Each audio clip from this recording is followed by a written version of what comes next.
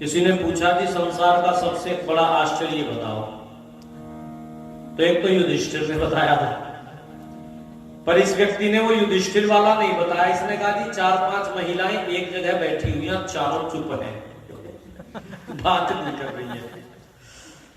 पर यहाँ की माताएं बहनें जो है आज अच्छी संख्या में भी हैं, तो आप जुड़ करके इस चर्चा को सुनिएगा। बहुत अच्छी चर्चा मेरे से पूर्व आप प्रिय भाई अवनीश जी से और प्रिय सुरेंद्र जी से सुन रहे थे। आइए एक प्रश्न मैं आपसे करता हूं। इस सारी दुनिया के लोगों को यदि 2 भागों में विभाजित कर दिया जाए और ये कहा जाए कि एक लाइन में दुनिया के वो लोग खड़े हो जाएं जो अपने जीवन में सुख चाहते हैं, और एक लाइन में दुनिया के वो लोग खड़े हो जाएं जो अपने जीवन में दुख चाहते हैं, बोलो जी कौन सी वाली लाइन में लगना चाहेंगे? है जी यामिनी बेटा, सुख वाली में कि दुख वाली में? जोर से बोलो, आप बोलो, आप बोलने को कह रहा हूं मैं। हाँ, दुख कोई नहीं चाहता। सब सुख वाली लाइन में लगना चाहते हैं, दुख वाली लाइन में कोई भी लगना नहीं चाहता, और दुख वाली लाइन में लगना भी नहीं चाहिए, क्योंकि मैं और आप इस धराधाम पर आए किस लिए हैं? आइए महर्षि प्रवरदेव दयानंद जी महाराज की शरण में चलते हैं, जहां ऋषि से किसी ने प्रश्न किया,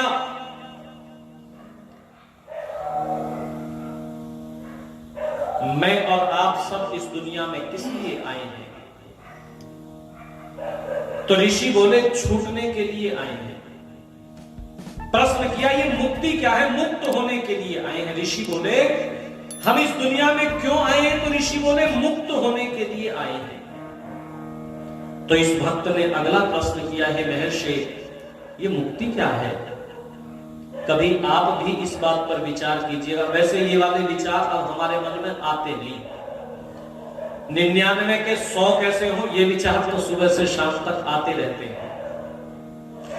कल सुरेश मलिक जी यहां आए थे, मेरे बहुत अच्छे मित्र हैं।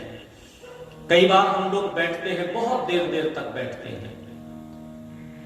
वो एक बात अक्सर कहा करते हैं कि इस दुनिया में लोग धन कमाने के 100 तरीके जानते हैं, सीखते हैं 100 तरीके कैसे धन कमाया जाए।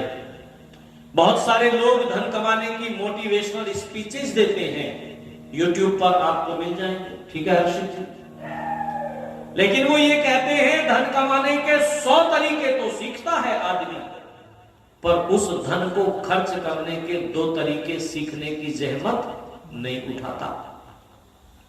अस्तु मैं निवेदन करने लगा हूं, कुछ चीजों के ऊपर व्यक्ति ने सोचना बंद कर दिया है। मैं और आप सब इस धराधाम पर किस लिए आए हैं? अच्छा, मैं यहां आया हूं अपने गांव से, अपने घर से चलकर के, तो मुझे ये पता है ना मुझे आपने किस लिए बुलाया है, मैं किस लिए आया हूं, यदि ये मुझे पता है तो उस उद्देश्य को मैं पूरा कर रहा हूं बैठ करके। अच्छा, ये ही नहीं पता हो आया किस लिए, तो 4-5 दिन रोटी खाऊंगा, आप जब कहेंगे चलो भजन, अच्छा भजन सुनाने बुलाया था आपने मुझे। मैं यदि ये प्रश्न करूं, जब मुझे ये प्रमोद जी कहे आचार्य जी समय हो गया, कहेगा रोटी तो खा ली मैंने, बोले नहीं भजन भी तो सुनाने, अच्छा भजन भी सुनाने को बुला रखा है तुमने, तो आप क्या कहोगे कैसा बावला आदमी बताओ। 3 महीने पहले तारीख लिखवाई और किस लिए बुलाया है आपको? मुझे पता होना चाहिए तो मैं ठीक काम करूंगा, तो मैं उसकी तैयारी करके आऊंगा। अस्तु मैं निवेदन करने लगा हूं, आज हमने ये अपने मन और मस्तिष्क में सोचना बंद कर दिया कि हम इस धराधाम पर किस लिए आए हैं। ऋषि दयानंद जी महाराज ने इस प्रश्न को उठाया, किस लिए आए हैं? ऋषि बोले मुक्त होने के लिए आए हैं। इसने पूछा महर्षि मुक्ति क्या है? तो ऋषि बोले छूटने का नाम मुक्ति है। तो इसने एक और अगला प्रश्न कर दिया, किससे छूटने का नाम मुक्ति है? तो ऋषि बोले जिससे सब छूटना चाहते हैं। इसने कहा है महर्षि मैं तो इस दुनिया की झंझा बातों में इतना फंस करके रह गया हूं, इतना उलझ पुलझ हो गया हूं कि मैं तो ये भी भूल गया हूं कि सब किससे छूटना चाहते हैं। हालत ऐसी हो गई है जैसे एक बार एक नदी में काली काली वस्तु बही जा रही थी। दो मित्र किनारे खड़े हुए थे। एक ने कहा, देख ऐसा लगता है नदी में कोई कंबल बहा हुआ जा रहा है और तेरे को तैरना आता है, एक काम कर, तू नदी में कूद जा, पानी में कूद करके इस कंबल को निकाल ला, दोनों मिलकर के इस कंबल को निचोड़ लेंगे, सुखा लेंगे, सर्दियों में ठंड भगाने के काम आएगा। ये मित्र नदी में कूद गया और जैसे ही ये कूद करके उस काली काली वस्तु के पास में पहुंचा तो वो जो काली काली वस्तु थी, वस्तुतः वो कंबल नहीं थी, वो तो एक रीछ था, भालू था, बह करके आ गया पानी में। अब जैसे ही इसने उसको जाकर के हाथ लगाया कंबल समझ करके, तो इस भालू ने इसको पकड़ लिया। जान तो सबको प्यारी होती है। आप सब जानते हैं कि पानी में कोई व्यक्ति डूब रहा हो, चाहे कोई जानवर डूब रहा हो, तो वो क्या करता है, वो पकड़ने की कोशिश करता है, वो भी कौन करता है, बचा किसी तरह से, इसे ही डुबा के जैसे तैसे वो जान बचे किसी तरह से। अब इसने इसकी कौनी भर दी, ये दोनों गदमद गदमद गदमद गदमद पानी में हो रहे हैं। ये जो किनारे पर खड़ा हुआ मित्र था, इसने सोचने लगा, मन में विचार करने लगा, वो ऐसा लगता है कंबल ज्यादा भारी है, डबल बेड का है और पानी में और ज्यादा भारी हो गया, कब्जे में आ नहीं रहा।